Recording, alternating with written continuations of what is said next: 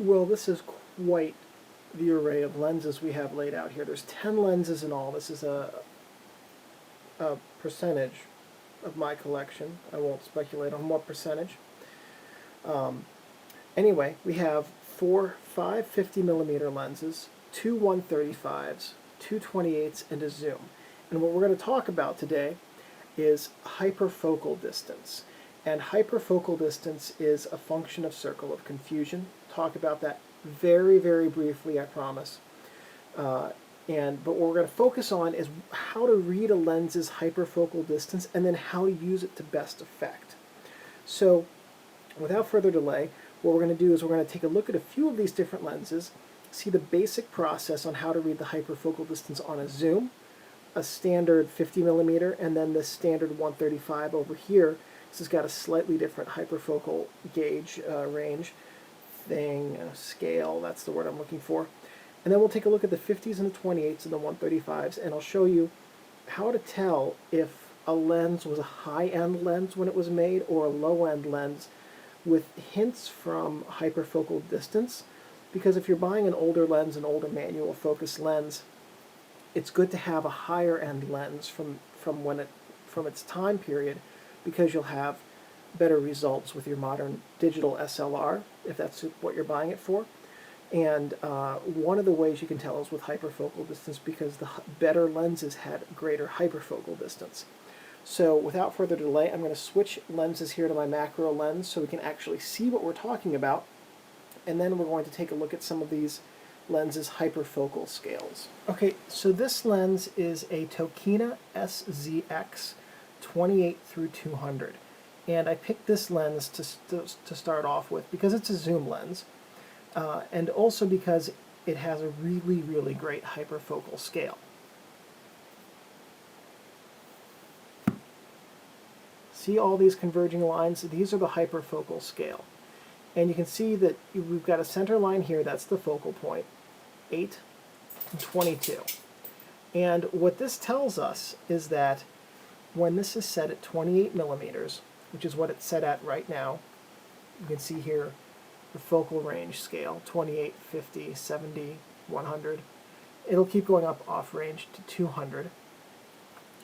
When this is set at 28mm, and we focus at 10 feet, or about 3 meters, 3.5 and 3.25 meters in that range. There we go. You can see how we're focused at 10 feet right now. At f8, everything out to about 30 feet and as close as about 2 feet will be in focus. So we can close focus this down to about 2.5 meters. I don't know exactly what that is in feet. And everything out to beyond infinity and much, much closer than 2 meters is within focus at f22. At f11, it's a little bit like that, 16 in there. F3.5, it's much narrower. Now, what this also demonstrates is that as we get to a standard length, a 50mm length like this, with a focus of 10 feet, at f8, we now focus on everything from about 14 feet down to, let's call that 8. As we get closer, or as we get further out to 200mm, there's basically no hyperfocal distance. f8 just ends. It becomes effectively the same as f3.5. In fact, the difference between f22 and the exact focal distance is minimal. So, wide angle, this lens has great hyperfocal capability.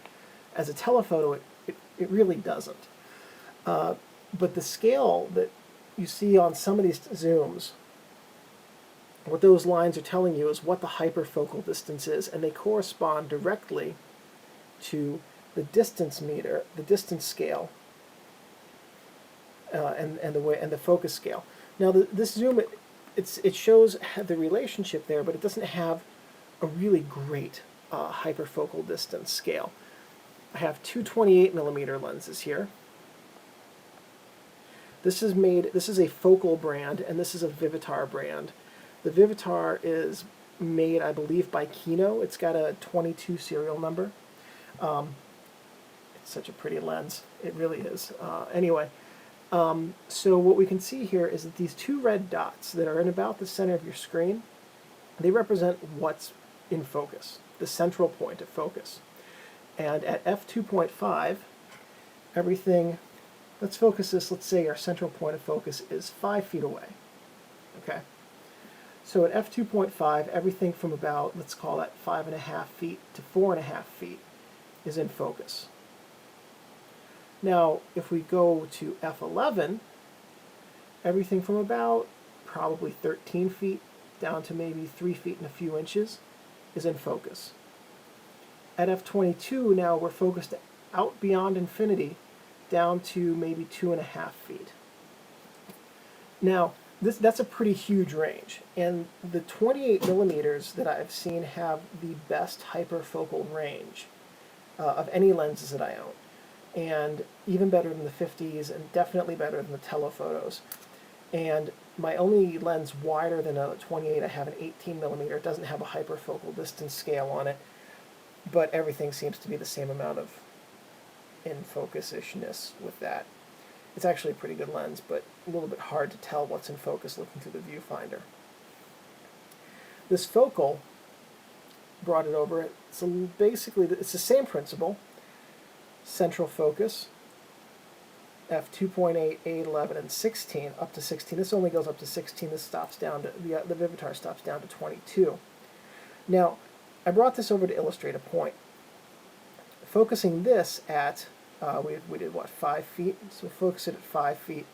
At f8, the focal at 5 feet focuses out to 10 feet and as close as about 3.5. And that's a little bit better, actually, than the Vivitar, which at 5 feet at f8 is slightly less than 10 feet and about 3.5 feet. However, beyond f8 at f16, this is much closer. The the hyperfocal for the hyperfocal distance on the focal lens is narrower at f16 and can't even go to f22. So if you're presented with two lenses, two 28 millimeter lenses in this case, and you have the choice to buy one of them for 10 bucks and the other one for 30 bucks, let's make up those prices. This lens actually cost me $3, and this I inherited when my father died, so it was free. But these Vivitars typically sell for $30 to $100 on a well-known internet auction site. But if you had to choose between one of these two, this lens is could typically be considered a higher quality lens based on the hyperfocal distance. Testing the two of them, I'll tell you they're fairly close in terms of sharpness and quality. I have a slight preference for the Vivitar. So the whole point of that is that the higher end lenses back in the day had better hyperfocal distances than the lower end lenses, and that's pretty well shown in this next example. We have two 135s. On the left, it's a Vivitar 135. I forget who makes it. And on the right, it's a Celtic series from Minolta, which was their budget series. And the actual hyperfocal distance is not meaningfully different between the two.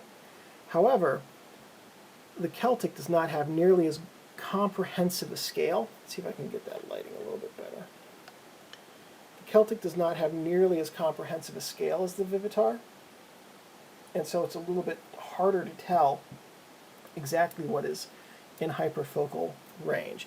Now, hyperfocal distance is not the only hallmark of a high-end lens. It can also be, I mean, there are lots of things, such as build quality. These old Takumars, for instance, like this. As I was saying before, I ran out of time. The hyperfocal distance isn't the only hallmark of quality. These old Takumars have amazing build quality, all metal and glass construction. That's another sign of a quality old lens, is the build quality and how solid it feels and how smooth the lens focus is or is not when you use it. At any rate, most of these old lenses are only going to stop down to f16 anyway, because beyond that you start running into diffraction problems, especially with modern sensors. But that's all for a different video. At any rate, so I have here a 55 millimeter f1.8 to 16 Takumar lens, and I picked this because it's a standard lens. Lots of people use it, and it's got a pretty easy to read hyperfocal scale. Not the easiest, but pretty easy. And so that orange diamond is what's in focus. And at f16, if you focus at 10 feet, everything basically within this window is in focus. Not quite everything, but let's say 7 feet to 17 feet is within focus. It's not a huge range, but it's not a bad range either. It's better than some. And so what is hyperfocal distance? Let's take a step back. There's something in the way no glass lens can perfectly transmit light to a film surface. There's always going to be some amount of blurring, and that blurring is called the circle of confusion. This is where it's going to get technical. It'll pass quickly, I promise. So the circle of confusion is the smallest point at which an image can be blurry but still look like it's in focus to the human eye. And that depends on things like format, enlargement, and other details. But for the purposes of this very basic explanation, it's the circle of confusion is how much something can be blurry without looking blurry when it's seen as a photograph. So what happens when you stop down a lens? You can see there the aperture is pretty well closed. There we go, down all the way to 16. What happens when you stop down a lens like that is that the most in-focus light, which comes through the center of the glass, is transmitted to the film plane, and the most out-of-focus light, which comes through the edge of the glass, is not. Light is brought into or out of focus by the amount that it's bent by the lenses. So anytime light hits glass, it's going to bend. It has to bend the least to travel through the center of the lens. So therefore, if you block out all of the light that's not in the center of the lens's focal range, you're going to increase the depth of field by decreasing by decreasing the size of the different light cones that hit the film plane, by decreasing their circle of confusion size. So things appear to be in sharper focus for a greater depth. And in fact they are. For all intents and purposes, they are. So that is, in a nutshell, hyperfocal distance. We'll get done with the technical stuff, I promise. So this is the f2 50mm Pentax M lens. This was the kit lens with the Pentax K1000 and other K model cameras. And let's say you're walking down the street and you've got your lens on you, whatever lens it is, and you want to be able to just pick it up and take a picture and have it be within a reasonable approximation of focus. And this is pretty good for street photography. In fact, this is ideal for street photography or other photography settings where you need to be able to react quickly. So it's sunny outside, so you could go f16 with the sunny 16 rule, okay? And if you wanted to say everything less than 25 feet was in focus, so at f16, 25 feet, 25's over the 16, this means that your hyperfocal range is everything from about 6.5, 7 feet in that range out to 25 feet will be in a reasonable approximation of focus. If it was slightly cloudy, or you wanted to use a faster shutter speed and stopped it down to f5.6, then everything, let's go with f4 because there's actually a mark for that. Then everything from about, let's say, 9.5 feet out to 12 feet would be in focus. So it's really very useful for quick reaction photography, street photography, things like that, where you just want to pick up the camera, take a shot, not worry at all about focusing and put it back down. So most modern lenses do not have a hyperfocal range. This is the lens that I used when we started the video. This is my 18 to 28. It's my widest lens, does not have a hyperfocal range. And a lot of wide lenses that I've seen don't, but I've also not seen that many high-end wide lenses. I just don't see that many high-end lenses, super high-end lenses anyway.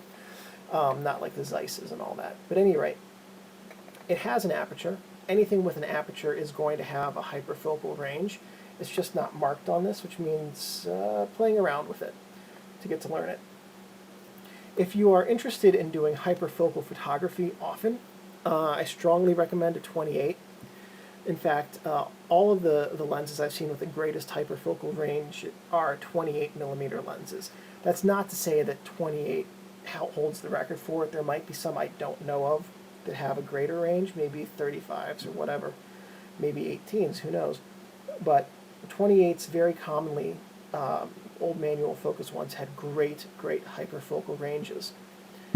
So anyway, if this video was helpful, please give me a thumbs up. And there's a subscribe button up there you can use if you'd like to see some more of these. And if you have any comments or questions, post them below. I'm pretty good about responding fairly quickly, and will do so as soon as I can. And if you have any suggestions or ideas for future videos, let me know. And if I have the technical knowledge and equipment to do so, I'd be more than happy to make a video to help to answer some question you have.